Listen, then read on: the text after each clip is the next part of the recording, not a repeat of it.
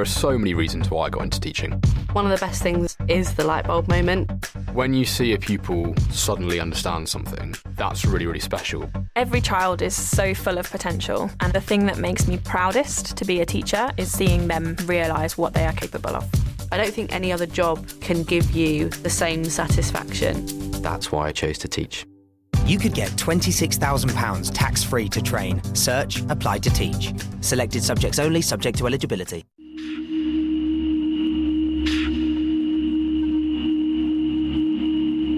Ladies and gentlemen.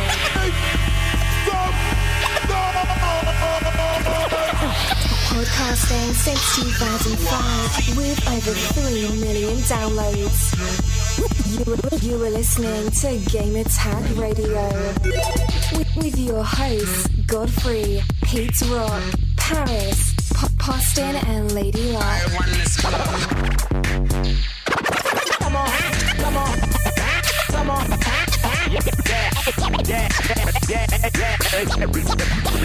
Gamertag Radio. Welcome to a special episode of Gamertag Radio. This is your host Godfrey, and wow, I think it's been a very long time. I think since May, we have I'm talking about the whole crew here. Let's start off with Paris. Paris, what's up? I'm doing good, man. Just want to talk about this Cryptarch. All right. Also, we have Patrick. Hey, guys. How are y'all? What's up? Good, man. Good, yeah. You know. Destiny. Yeah. It's all about Destiny. Yeah, of course. it's all I dream about, you know. Anyways, Yeah. Who else is on this show today, Danny? Oh, we have also Mandy, a.k.a. Lady Luck. Mandy. Hello. Hola. And, ladies and gentlemen, welcome back to the scumbag himself, Pete Rock. What up? What Pete. up? What up? What's up, man? Oh, man, I just came back from GameStop. I mean, Cryptarch. I hate that, man. Cryptarch, Dude. yes. I swear. Dude, let me ask you, man. You've been out for a very long time, man. How's it been? Like, we haven't heard from you in you know, I had to. wow. I had to just. I know there's some people on Twitter that were asking about where I was, and just wondering what happened. Just had to take some time off and focus on me and the family and getting my whole situation, down. Buying a house and stuff like that. If people really care, but I just had to get some me time, me and the family time down, and in this day and age, that's the thing that's most important, more important than purples and blues on Destiny and stuff. But so other than that, man, I'm doing good. Got some good time on Diablo 3. Destiny may cause me my relationship with my wife. I don't know. Yeah, same here. I didn't eat dinner with the family today. Dude, you guys have been like 24/7 Yes. obsessed. I have not. I didn't eat dinner with my family tonight. Like, I'm sitting there, I'm like, no, I got to finish the strike mission with Truth and Ronell. I'm sorry, I can't. I got to stay here. I got to stay here for my crew. And I just talked about family's more important, and here I am going Destiny's more important. I think all of us are in that same situation, dude. Like, I get here. I think I've had a little more control than you guys. Not me, man. I can't stop. Won't stop. The voice of reason won't stop. No, sir. Yeah. All right, but before we start this roundtable discussion about the Destiny, head over to gamertagradio.com and post your comments, feedback, and listen to our past episodes. Also, give us a call, 786-273-7GTR. That's 786-273-7GTR. Or go to our website and click the Speak Pipe widget, and you plug in your mic to the computer, or download the app, and you could definitely leave a message through there if you're outside of the U.S. Also, email us, fanmail@gamertagradio.com. And make sure to download our Gamertag Radio app, totally free for Android, iOS devices, and also Windows Phone and Windows 8. All right, so I think we should start, guys. Destiny. Been a crazy couple of days nonstop playing this game. And I have to say, this has to be the most addicting game I have played this year. Wow. Hands down. Okay. Yes, I can't stop playing it, man. Like, I don't like the story. What story? It's dude, I think nobody knows what the hell's going on with the story. There's a story. There's a couple things. There's a couple things that I really don't like about the game, but I don't know what it is, man. I get home and that's the first thing I do, man. I wake up in the morning. I have to do like a couple bounty missions before I go to work. What's wrong with me, man? Is it Destiny fever? What is it, man? It's loot lust. It's loot lust. Exactly. Well said, Pete. Very well said. It is loot lust. It's that magical MMO feeling where you're leading a second life, so you have to check in every day. You never know what could be going on, and the fact that now 100 of your friends are playing the exact same thing you are, you're always gonna have someone to play with. The appeal. Yes, I totally understand where you're coming from with that. Yeah. But let's talk about this, Mike, because a lot of people been asking us, post a review. When is it? And the first thing we said, like, look, we want to take our time, really study this game, so we can say if we like it or not, And I think overall, I think the whole crew likes the game. Correct? It's all right. It's all right. Yeah. It's all right. No, but I want to know, like, what your opinion. Let's go with Paris, because Paris has been kind of quiet. I know he's been wanting to say a lot of things about the game. I don't think I should go first. Oh no, because I'll talk too long. Go somebody else. Start elsewhere. All right, who would like to be the first person to say something? Do we even need to do like an introduction? I mean, everybody who's listening to the show knows who or what Destiny is, right? It's just it's Bungie's next iteration of whatever they're trying to put together, and it's loot lust mixed with expectations and disappointment, aka the Cryptarch. You guys are just never gonna let go. No, I'm telling you, like, I don't know if I said it. He's Rick Harrison from Pawn Stars meets GameStop. That's it. That's what it is. Definitely, man. What's that? You got a legendary Ingram. The best I can do is maybe 2 rare pieces of armor. Not even. Maybe. I turned into purple. Not even. I turned maybe into purple and I got a level 16 chest piece. Come on. Really? That is bad. I have not had one that bad yet. But see, like, this, I know I mentioned this so many times, guys. I know I mentioned this a lot, but this reminds me a lot of Phantasy Star Online, man. Like, the vibe, like, here we go. I don't. 15 years now, bro. Let it go. Yeah, it's been a long time, of course. Yeah, of course. But, this is like the closest thing that I've seen for a console ever since that game.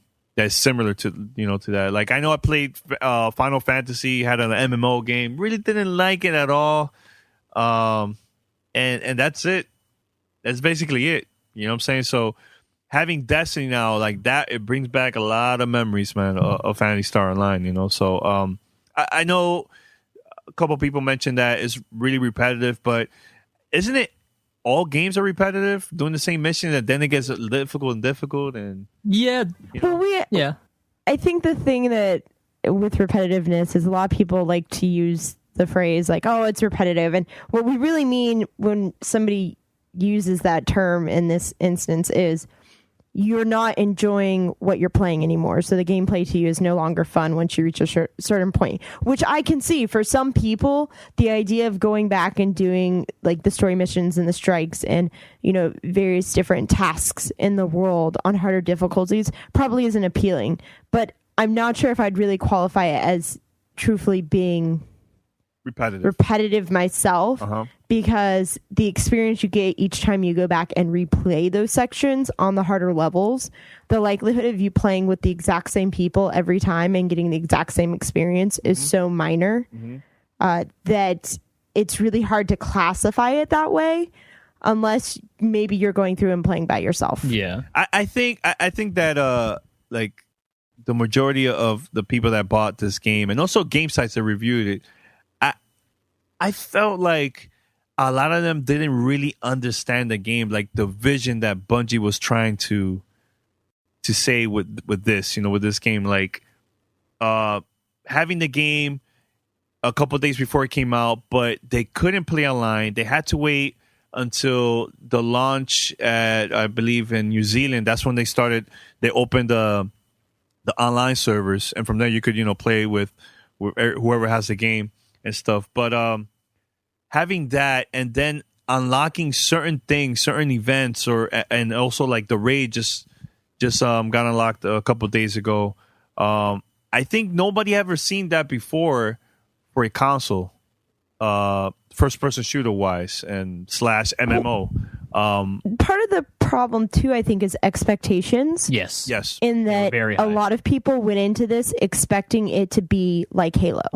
Yeah. They so many people came in, and a lot of the complaints that I've seen have been literally, it's too much like Halo, but it's not enough like Halo.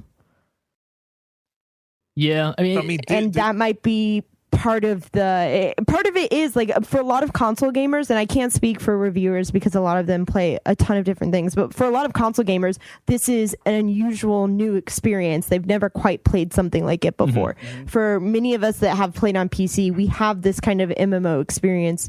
Some of us, at least, but not first person shooter wise. Yeah. Well, there's been a couple shooters. They tried, there but have they been haven't recently, had the like success Defiance that and Destiny has had. Yeah. Maybe not as large scale as this, but there's been options. So the combination of elements to us is maybe a little unusual for the bulk, but a lot of the things that are happening within Destiny are things we're used to happening within an MMO. So, you're leveling your gear, worrying about how you're getting things like your bounties and your Vanguard and all of those ranks, I guess. Those are things that are slightly different in like PC. You do crafting and you have to worry about leveling up your class and things, but all of those still translate over to Destiny. So we look at it and say, oh, okay, this is still relatively familiar. A lot of console gamers don't have that same experience. Yeah. They have never really, you've hit it with bits and pieces when you've played an RPG or, you've played maybe a Borderlands. And so you've gotten bits of it, but you've never had to actually tackle all of that on the type of scale that this is, like an MMO.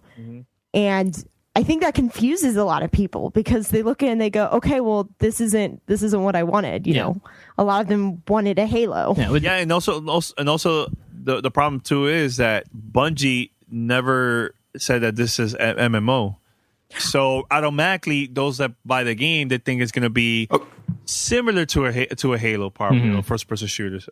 Somebody want to say something? Yeah, I got to jump in. So okay, the thing with Destiny is, okay, first and foremost, I absolutely love the game. I mean, anyone that's been following me on social media has seen me just chatting this thing up since it's come out. And the thing that we can't do it, Polygon, IGN, no one can get this in a review. I don't feel, but it's the social experience when you're playing with people is the magic sauce of this game. In that, I play with Mandy and we played a lot. I've played with a lot of different people that listen to the show and, just other friends and everything. And every time we get together, it's a new, when I get with different people, it's always a new experience. You know what I mean? I'm always having some other kind of adventure that I may not have necessarily had with the other two people I played with previously. And I think what people need to understand, like, if I had to give this a number review, is it a 10 out of 10? Is it a 9 out of 10? No, the reviews that you've seen, 6 out of 10, 7 out of 10 are about right for what we got in the box. Yes. What was there day one is a 7 out of 10 game. It absolutely is. It has issues. There's the worry, are we going to get enough content? Is it going to get too repetitive? Glitches. I mean, there's all kind of things that people can complain about here a week out since the game has come out. I completely understand that. The thing that you can't review is potential. This game has so much potential down the road. I can almost 100% guarantee 6 months from now, this will not be the same game that we played at launch. A year from now, we absolutely won't recognize this game from what it was at launch, because the way Bungie's built this world, it is, as they quote unquote say in the marketing, a living, breathing, dynamic world. There's things that they can change on the fly at will. And that's where the freshness is going to come from. Now, all that's on Bungie. Bungie has to deliver on these things, and we've seen a little bit of it. Like, I think that Queen's Wrath, Bungie hasn't officially said what it is, but it looks like they're opening that up to be new PvE missions, not doing just straight multiplayer. Open space. There's a couple areas where you can run into a dead end. Exactly. And you'll get the name at the bottom that tells you you're entering a new region, but you can't get there yet. But that's completely unlockable. And see, that's the thing. You can you can all of a sudden have the Cabal on old Russia, something like that, or the Vex or whatever. I mean, there's all these dynamic things. Like we didn't see the Fallen on Mars. You can throw the Fallen on Mars. That would completely change the dynamic of the way that we've been playing these things. So the content's coming. I'm hoping. I mean, again, it's all potential, but when I have seen 1 a.m. every night this week, that tells me something. Like last night I was playing, I happened to look up, it was 2:40 a.m. and I go, oh my God, what am I doing? But it's like crack to you. Yeah, but the whole thing is I'm having a blast. Like anyone that in the community out there that has played with me, we're laughing, we're joking, we're on the weekly strike mission, I'm crying and screaming and just everything. You were hysterical when you go to turn in stuff to the Cryptarch. There's a whole section of the podcast for the Cryptarch. I absolutely hate the Cryptarch. He's evil with all the different things. But see, here's the funny thing with Destiny. I've been very wishy-washy on the Crucible, the multiplayer, the PvP. I found myself the last couple nights and even today, I've been playing it more and more. And it's not even that I'm necessarily playing with my friends. I'm going in solo, just with random people. Same here. And I'm starting to have a blast with it. And kind of like, you guys said before, the whole loot lust thing is I went ahead and I joined a faction. I'm with the First World. What was it? Future War Cult. First War Cult. Yeah. So I joined with them and I'm doing Crucible stuff and I'm ranking. It's like I'm looking at all these ranking things. I'm looking at all the things that you need to collect and it's just driving me to want to do more and more because fair or not, the game really does start at level 20. Now, that's not fair for someone to spend $60 and tell them, well, you got to wait 8 or 9 hours till you level up to actually start enjoying the game. But it's kind of true. I enjoyed the I did too. I did too. Portion. I liken that to like a 10-hour tutorial.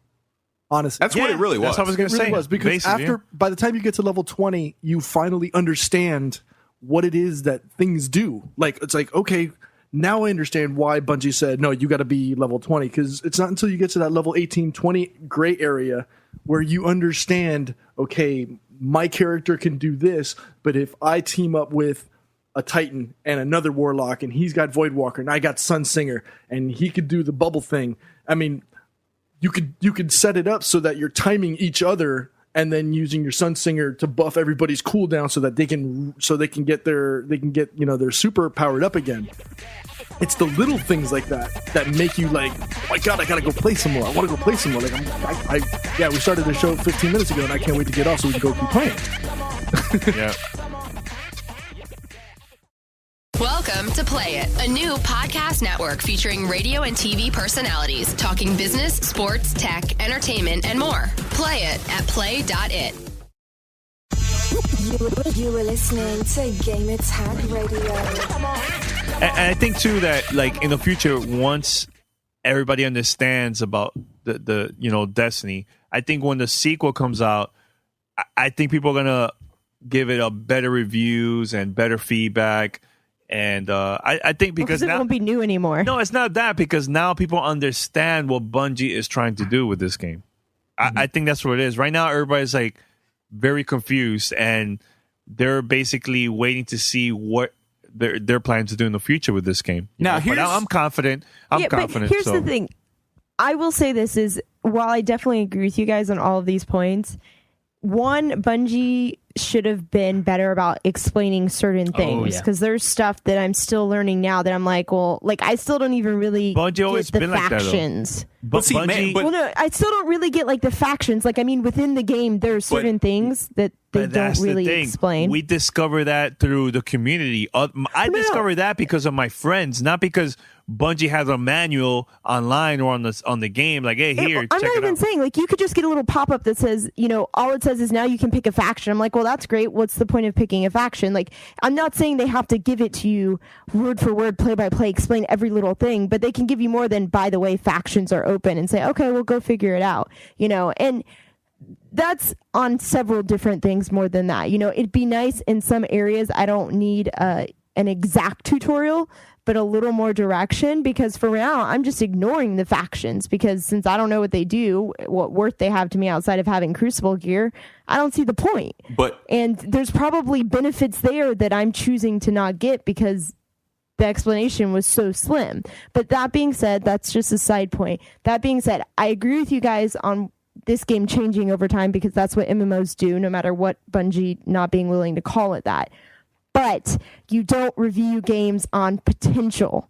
We can say this is what we think, but that's like saying, oh, well, this game looks really great. It has a lot of potential. Every time that we do, whenever we see something for a trailer or whatever, it's great, but you base it on what you actually get. And hopefully that's going to change. Like Pear said, hopefully it's going to get way better. I'm personally having fun. I'm enjoying it. I do think eventually I'm going to reach a point where I say, okay, I've done everything I can do that is worth it to me, and now they have to release new content for me to continue to play the game. But being willing to bet on the potential is something to maybe be a little careful with, especially for a lot of people that haven't bought into Destiny Does it yet. have to be more content, and why can't it be what they've been doing all this past week, which is releasing raids and objectives? And I'm saying content as a whole. So raids, objectives. They've been. It doesn't have to be opening new areas. But we know in the short term that content is coming because those expansion packs, at least the first one's already been dated for December. So in December you're going to get whole new areas to explore, new multiplayer maps, new strike missions, the whole thing. So we know that. So in that between September to December, Bungie needs to basically just keep doing what they're doing and having these various events and just keeping people engaged. And like you alluded to, Mandy, and I was even talking to Danny offline about this. Like if you look at King's Landing in old Russia, that's a whole area of that map that's explorable that they have sectioned off right now. So they could simply unlock that and populate it with enemies. More space. And without a doubt. But I guess I'm a little iffy because you can tell me DLC is coming and you can date it. But how many times have we seen games say, hey, buy our season pass, look at this DLC we're working on, and then it takes them 2 years to put it out. You get no argument on that. And that's why I even said previously, it's potential and you can't review or expect potential. It's on Bungie to actually deliver the content. And all I'm saying is I can see where this game is going and I'm excited for its future and I want to be on board with it. So, I mean, and one other thing that you were talking about before, as far as Bungie not explaining things as well as you would have liked. If this was 1998 and it was EverQuest, I would expect that because guess what? There was no Twitter. There was no Facebook. There wasn't this whole social media phenomenon. There wasn't a YouTube. Whereas now, you could talk exactly. So no, hold on, Mandy. So what Bungie's doing is they're actually getting us out of the old way of thinking and trying to push people forward. And in other words, use the tools that are in front of you. Use what we use every day. We talk every day via the internet, but we live all over the country. How many people are us? A lot. But we are everybody's on Twitter and on Gaff and all that kind of stuff. And they're on YouTube looking at stuff. And that's without a doubt, I like the social aspect, but at the same time, I understand the comments that you get from people who say, well, I'm only playing on my own. So I don't have a group of friends. I'm not in a clan. I'm not on Twitter. I'm not actively involved in these social media. You don't live on the internet. Okay. Sort of thing is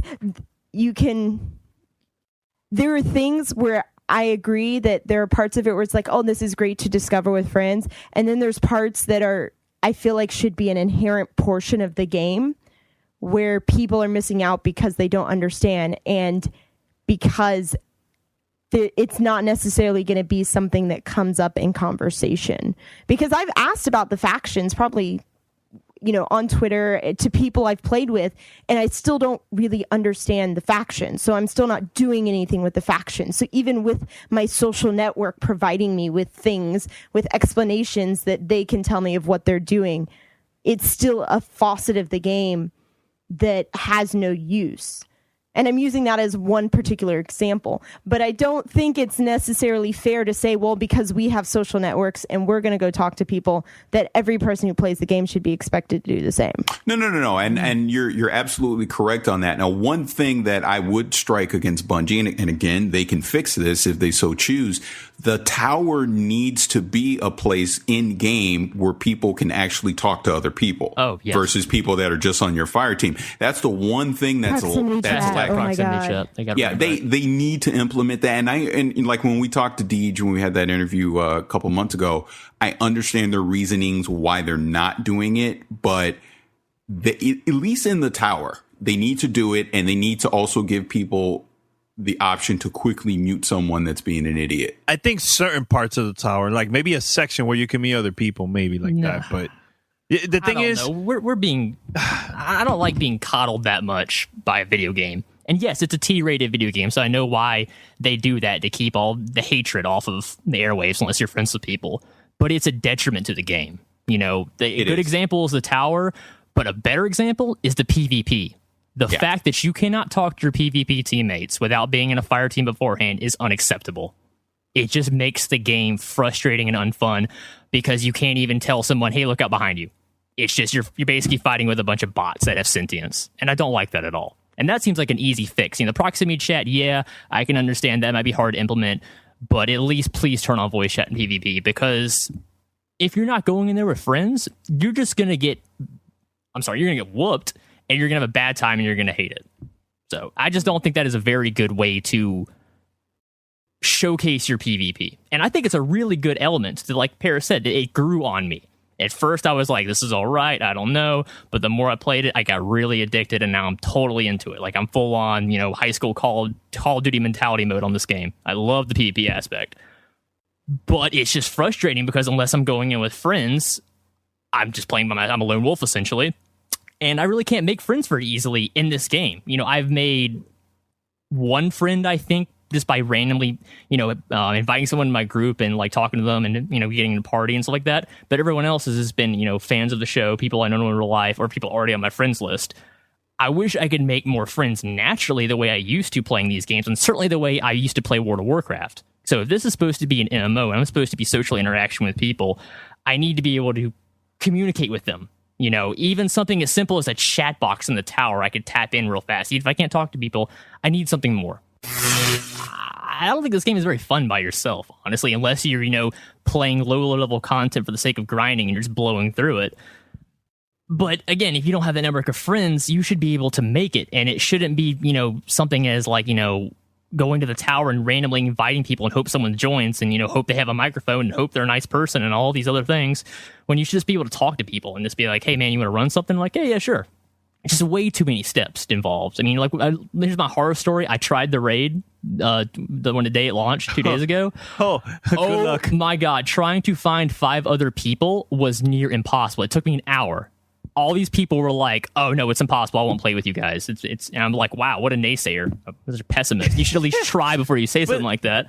But then we tried it, and of course we got decimated. It's a very hard thing. We couldn't even get through the front gate. But wait, let me ask you this, Pasta. Like, what? Like, were you at like a high level or? No, I mean, we were not all 26. Don't get me wrong, but like, not to be cocky, but I'm pretty confident in my skills of not getting shot in a video game.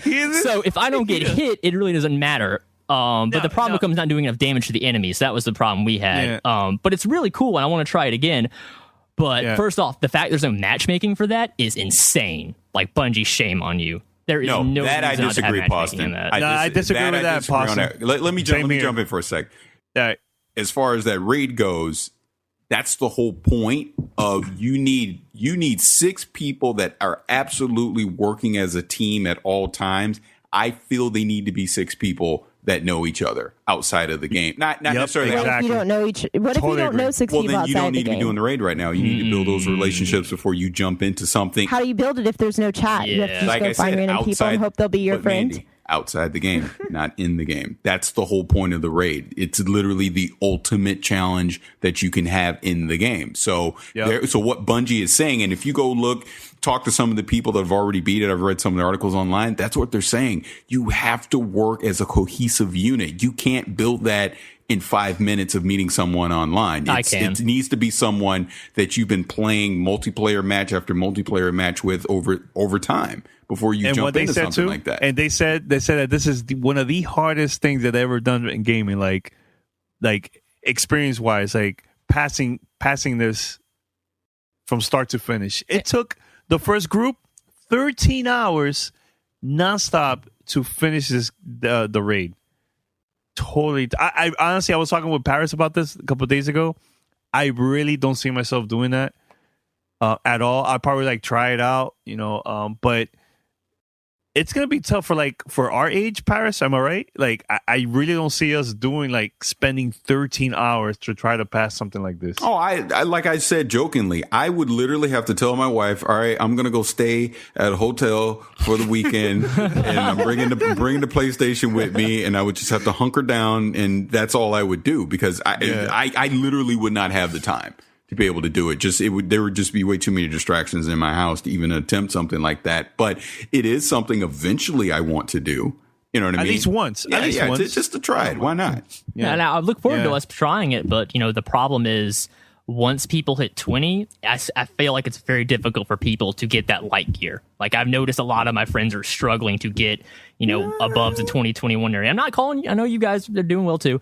But just that was my problem. It's just, I was all ready to do the strike mission, and I look at my friends list and it's a whole bunch of 5, 10, 15, some 20s. I'm like, oh my God, I'm literally gonna have to wait for all my friends to level up. And I really can't do too much to help them. Sure, we can run strikes together, but it feels bad that I'm. But that's how you level up. I don't. I'm entirely. There's different ways.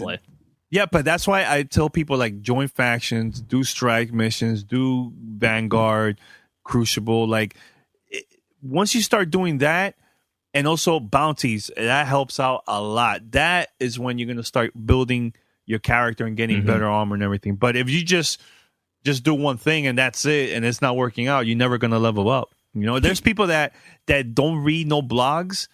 They are a friend of mine's, and I've been checking out their characters and stuff, and they're higher than me. They're higher than me, and they don't really go online and Twitter, none of that stuff, man. You know what I'm saying? So I believe it was Mandy saying that there's a lot of people that won't know what to do and to level up the characters, but eventually, once you start experimenting certain things, you will find out and discover a lot of new things, man. That's what I did. I was curious, what is this? Who is this person? Let me talk to it. And that's how I found out. Plus having, people Pete or Ronell, friends of ours also telling me other things that I didn't know. And there's always new things to discover in this game. And that's the beauty part about Destiny 2, Welcome to Play It, a new podcast network featuring radio and TV personalities talking business, sports, tech, entertainment, and more. Play it at play.it. You're listening to Gamertag Radio. Yeah, I think that's why it's a Bungie game, is it's exploration based, and you are encouraged to go and find the most random things. And like Mandy, who can just magically find loot chest, like it's a sixth sense to her. That's kind of the appeal of the game to me. I enjoy that I'm encouraged for going out of my way to explore things. And if I'm in combat, there is so many opportunities to outflank and outmaneuver your enemy. I said this earlier, but I don't think I've ever had so much fun just moving around in a first-person shooter as I have in Destiny. It literally is almost half of the game as a platformer, and I love it because of it, because you can just absolutely outmaneuver your enemies. Not only the PvE aliens, but the PvP players. I mean, you can just destroy people if you know how to outmaneuver them, and that just is very rewarding. So I like it. Let's talk about the bosses. Are you guys? How challenging is the bosses for you? Not at all. Started, really. Well, that would be another knock of the game. Is the bosses are basically just bullet sponges. Yeah, it's when they send waves of the other enemies at you to distract you from shooting at the boss is what the challenge is. Yeah. Which one did we do, Paris? The moon. Fogon. What, 24? Level 24? No. This was early. Not even before. Early on. Like the first time you do the strike on the moon. I mean, it's literally that last battle with like the boss. It's not that the boss is necessarily difficult. It's just he has a gigantic health bar, and the whole time you're fighting him, they'll just say, "Oh, it's been 30 seconds. Here's 3 wizards and 3 knights and a million other little people to just annoy you, where you have to defeat them before you can refocus on the enemy." So, but see, that's where it comes into play, what I talked about earlier, where you play and you base your not playstyle but your character's abilities in conjunction with the other people. So like you have, and I'm not sure if it's the hunter or the titan that can do the bubble shield. You do the bubble shield, Titan. then you have your warlock, who's the void walker, come out, throw his nova bomb, and then your sun singer comes up and cools down everybody's super so that they recharge quicker. And then everybody's dropping light balls, and everybody's picking those up, and you go right back until you toward get boxed the same into thing. a room. Well, here's the thing: is it's one of those where as I'm playing it, I was enjoying it. The people I was playing with did make it very amusing. Several times we did that one. We did several of the strikes multiple times, and I was doing it with different groups of people. And so who you're playing with and how they play and the way that you move about the space definitely affects the experience. And for me personally, I enjoyed it and it was fun. I think only one exact time where I'm like, okay, guys, I just want to go to sleep now. So let's just finish this strike because it was supposed to be the last one of the night. And but your 4th one. I can again say that I can see for somebody that's maybe playing with a single core group where eventually, you know, after the first couple of times, that's no longer That's all appealing. communication, You know, it really depends. Basically, if you want to play this game and get the full experience out of it, you have to be willing to step outside the game and expand your network. You know, if you just want to play it really by yourself, or if you want to play it with just 2 friends and blast through it once, then it's not going to be for you. Yeah, it's not a $60 game for a one-time through. But that's the whole thing. If you play a World of Warcraft or something like that, it's the same scenario. It's just so happens this is a shooter and it's on a console, and it's doing this on a console hasn't been done before. So I think a lot of people just aren't ready for it yet. They didn't know what ahead to of expect. Its time? So you think of ahead of its time? Yeah, it's ahead of its time. I mean, the Division's going to do the same thing. Think of that. Yeah, but hopefully on a larger scale. It's a whole list of games. I would just say that maybe it's that people haven't experienced it before. I don't know if I'd say it's ahead of its time, because obviously we've seen tons of games do it on PC. It's just that I'm talking about like first person shooter. Nobody's been brave enough. Defiance was a shooter, but it was a bad one. Nobody's been brave enough to do it on console. That's the point. Is nobody was willing to take the risk like Bungie did to make this type of game and put it on a console. And the whole key thing is the whole key thing is the game is built around grinding, because once you hit 20, that is the only thing you're going to be do is grinding along with PvP. So that either appeals to you or you're going to hate that. There's just no way around that. And to a lot of people, when they see a AAA game from Activision and Bungie, they think it's going to be some amazing long cinematic experience that they're going to play through and love it.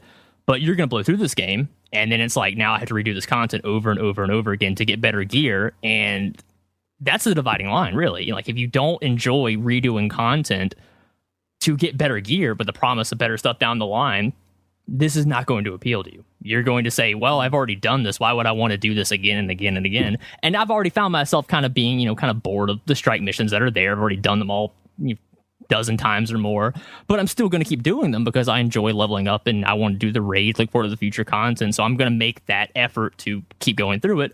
But again, I'm not the norm by any means. I'm used to grinding, especially in MMOs style games.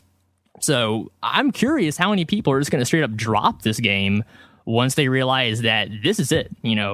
Most likely you've already beaten this game in a week and you realize what the long term is. So are you going to stick around? Are you going to sell it?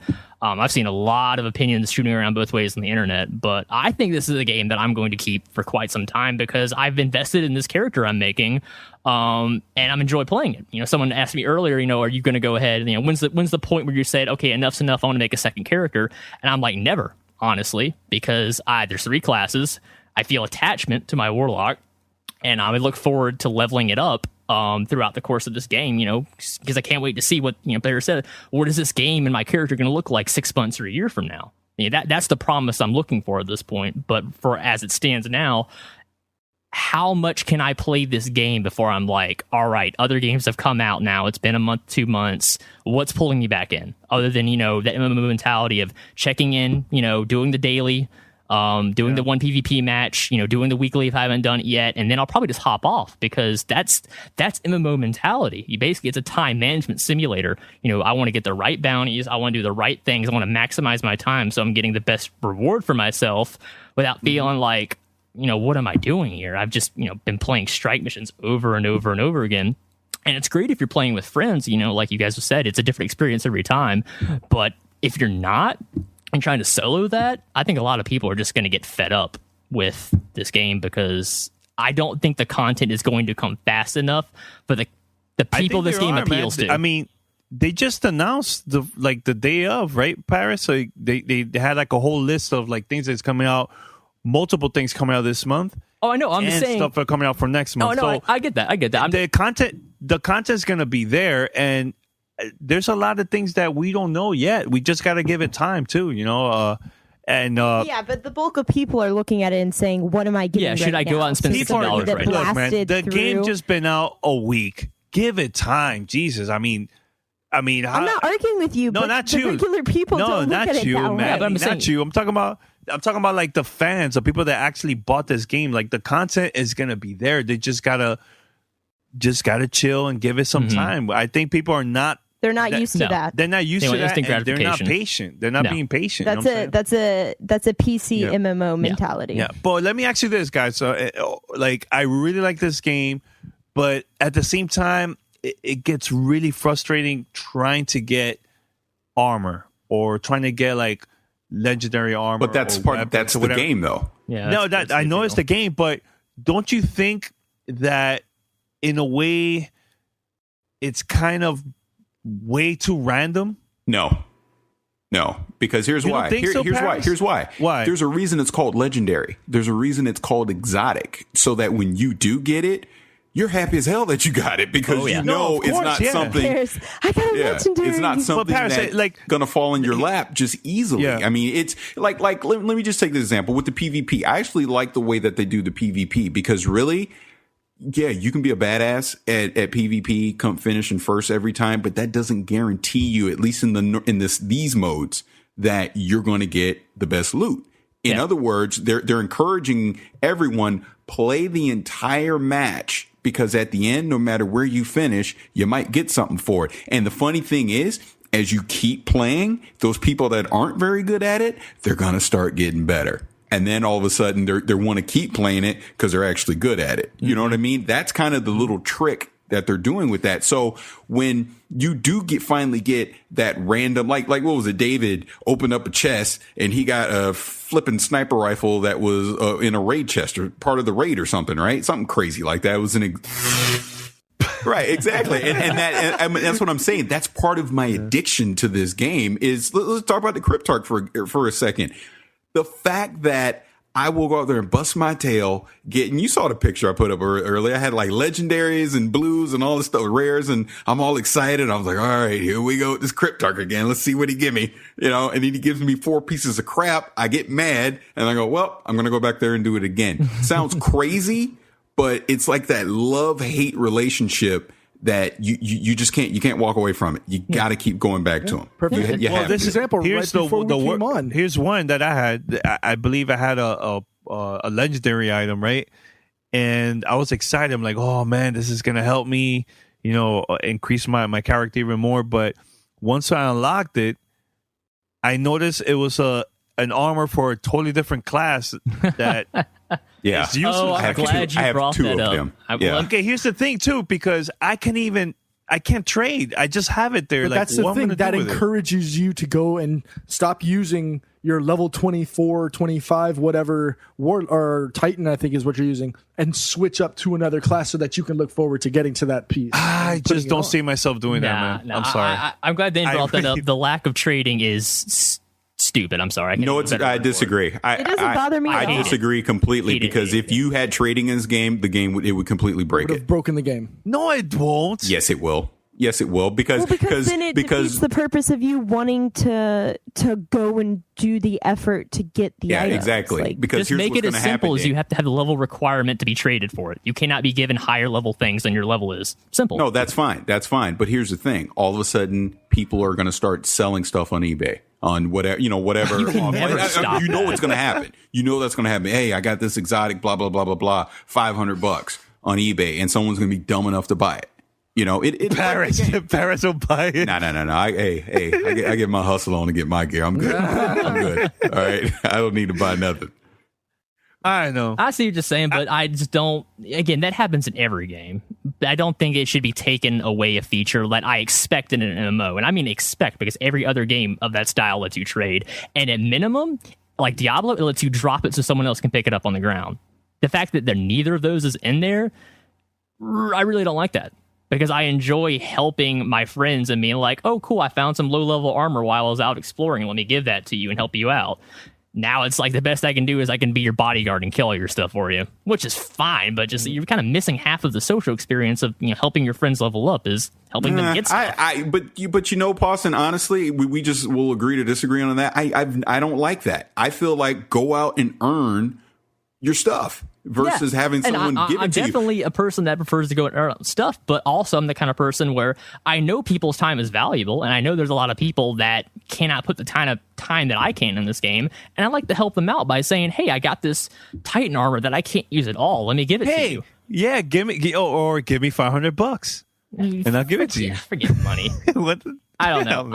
I'll put it this way. I'm jealous because I have a friend of mine that lives in town that their house has one PS4 and 3 guys that live there, and they're all playing one of each of the classes, and they're all like 22, 23, playing on the same account. And whenever they get stuff, they can just throw it in the vault and trade it with each other. I'm like, that is such a good idea. Why is that restricted to just one profile? Why can't I do that with my friends? Welcome to Play It, a new podcast network featuring radio and TV personalities talking business, sports, tech, entertainment, and more. Play it at play.it. You were listening to Gamertag Radio. But it's like Mandy said, that's the point of the vault. Like Danny brought up his scenario. I have 2 pieces of Titan legendary armor just sitting in the vault. So one day, if I do decide to make a character, guess what? I'm probably going to make a Titan because I know I got that legendary armor just sitting there in the vault. You know what I mean? It's to encourage you to experience all the other characters versus if there was an open trading system, I would just always be a warlock, and anything that isn't for a warlock, I'm just trading it away to try and get something for my warlock. It encourages you to get out of your comfort bubble zone, and get into something that you normally wouldn't play, which is strange because I chose the warlock, which is completely out of my realm of expectation. I typically go with a tank type. I'm just going to go and you have to shoot me a lot more than you're going to shoot the guy on the right to kill me. I like getting in the middle of it and just shooting a shotgun and just spinning around like a fool, so yeah. Am I storing stuff for the next guy? Absolutely. I'm storing it for my next character that I build up. Am I going to spend as much time on him as I have with this warlock? Maybe eventually over a gradual period of time, but I'm going to spend more time obviously on my warlock because that's my first. You know what I mean? I want to get him up so that I can do these raids and the last whatever. I don't know. Mm-hmm. I see what's funny is this isn't even like go for it. This isn't even the major part of it. Like if you look on the community, if you go to Bungie.net and you go through their forums, there's like stories and opinions and thoughts and theories of how this game goes because the game ends and you're kind of like, all right, that's it. Yeah. There's got to be that was more. My reaction. There has to be more. I mean, it just ended and that's it. Game over. It kind of leaves you with that taste in your mouth. Like, okay, why not just come across and put 2015 Destiny 2 September, so you know what to expect. It leaves a lot to be desired for, and I think mention what we talked about the other day, though, Pete. Well, I'm actually getting to that. So I think what they're going, okay. I think the ultimate Bungie plan is to start to unfold this story over the next year or two, and so that, and this is just completely a theory. If I'm right, congratulations, milestone. If I'm wrong, it's Pete, Scumbag Pete. It's Pete, you kind of expect that, right? So I think what they're going to do is there may not be a Destiny 2, or there will be, but it's just going to continue to be expansions on the current map. So right now you've got Earth, Moon, Venus, Mars, and the Reef. So 6 months from now, they release kind of like a DLC / expansion of the game, and it starts opening up more planets. So now you got Jupiter, and you got Saturn, you got Mercury showing up, and you can start traveling to these planets and start traveling between these planets as the galaxy expands eventually to the universe, and more planets and more star systems. So will there probably be a Destiny 2? Probably, but that might just be a total new story. Like you might jump into the Vex, like the history of the Vex, or brand new species of whatever. So I wanted to talk. I have to ask, was it with you guys? Because I remember long ago when everybody was starting to get much more hype for Destiny, that I was like, I'm not sure how I feel. I'm not sure what they're going to do with the story. I'm just worried about it. And everybody's like, no, it's Bungie. They did Halo. It'll be fine. The story's going to be great. And now look, I called it. So I have a theory about this game. Me and my coworker were talking about it. He's on PlayStation 4, and I call him the SDF, and he calls me the Emerald fanboy or whatever. And we have fun with it, right? It's kind of like our Google chat, but it's at work, right? So we started talking about it, and we have this theory. According to the game, you are the central figure to save the universe, and help the traveler. But the thought pattern between me and my friend at work is that it's not about you. It's about the ghost, because they always talk about, we're, like when you go to the moon. And if I'm getting into spoiler mode here, you may want to stop listening now. Can I pause you before you start? Unfortunately, I have to leave, so I'll be dropping off now. But continue your discussion. Okay. All right. I'll see you guys. We're next about week. to wrap up, and all right, later, Paris. He's like, I'm going to go pay attention. Okay, exactly. No, I know. I'm about to go get my children. See you later. AKA the Cryptarch. Yeah. All right. So in part of the game, and you might see it during the commercials, your character ends up on the moon, and your ghost is asked, "Oh, he's dead. Where's his ghost?" As if that's more important than what happened to the Guardians, because the Guardians are supposed to be the ones that are saving, that are the last front, the last protector of humanity. So it got us to thinking, well, maybe it's more about the ghost and not about you. It's like, because you make the little ghost comment, as does the stranger, and it's like he gets pissed off about that. But when you make a comment and you make a decision, he gets mad at you. So we started thinking that the story is more about protecting the ghost. You're the muscle. You're the meat shield to protect the ghost, so that nothing happens to the ghost, because the ghost is supposed to be from the traveler. So you're saving the spawn of the traveler, which are these little light ghosts, and you're just the muscle. And if you think about it, it's kind of like Halo. Okay, yeah, you're John. Exactly. You're the Spartan protecting Cortana, which was the ultimate goal: save Cortana. As a result, save the universe, but save Cortana by being the muscle. So it's kind of we kind of made that, we kind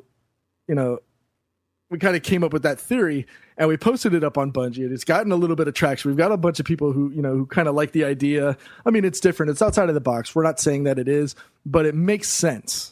And it's something that, I'd like to see what the listeners think about that. And if you can't post on the site, or send us some feedback, let us know what you think. Is that something that maybe you think you could get behind and be like, okay, yeah, that makes sense. I can fucks with that. Or Pete's drinking again and he's back on the show. It ain't nothing changed in 4 or 5 months. No, Pete, I think you're dead on. If you think about it, pretty much everything you do in that game involves taking that little robot along and letting it scan things. You're just essentially escorting it and then defending against waves of enemies. Pretty There's much. Repetition You're protecting him while he's surfing subreddits and Imager for pictures. Yeah. All right, guys. But I think we're going to wrap it up. It's about to hit almost an hour now. But anything else you guys want to say before we we finish it up? Shout out to everybody that's that's spoken up on the forums on Bungie. Shout out to how many people do we have on our clan now? 80 plus people. Group rise is like 150 something, but clan wise, I think like 50, 60 around 56 there. People in the clan, 159 people that are actually 143 followers, 159 members.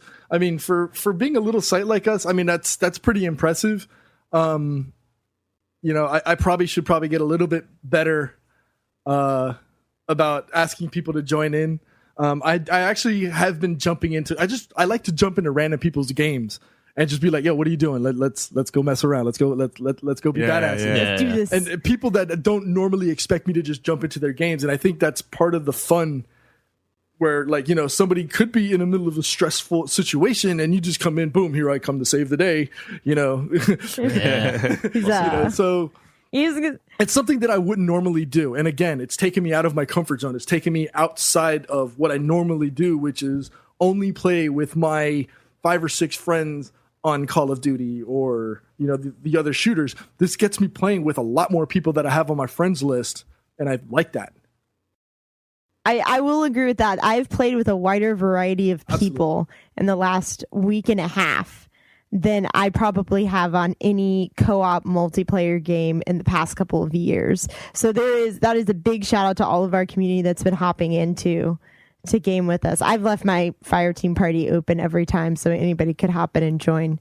And there's been a wide range. It's been quite fun. Yeah, and I'm the same. Cool, and shout out to all the people that friend requested me on PSN after the episode we did last week. It's been awesome, the response I've gotten. I have so many people now on Destiny. I have friends now. I'm like a real PSN gamer. I have 100 PSN friends. How many do you think you have? 100 to overall. Nice. Yeah. Okay. So I look at my list, and I always have between like 20 to 30 people online. It's great. And like Manny said, I just leave my room open. So anyone that wants to join is more than welcome to. But yeah, I can't wait. I played with a couple of fans so far, but I want to play with more. But most I've just been playing with people I know around town.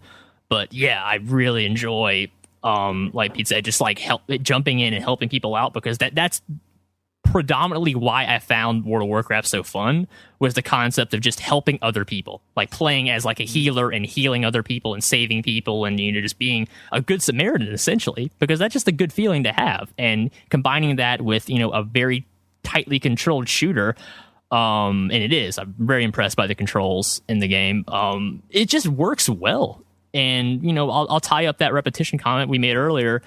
Someone on the internet, I said this, I read it a while ago, but it really makes sense. When you take the grinding aspect of an MMO and you put it into a shooter, it suddenly becomes a whole lot less like grinding and more like you're just killing things. So that's either like you're killing weaker things and having a good time being a badass, or you're fighting really difficult things and using team tactics and strategy, and it's still failing. Yeah, it's still failing. It's just like there's just a variety of ways to tackle the content, and I've enjoyed switching between that mentality of playing, casually and having fun and laughing, and then getting on to serious mode and like, let's take this down. This is tough. I don't know. I really like what this game has done so far. But again, I'm curious to see where we'll be, at the end of the year, for example, when all these other games start coming out.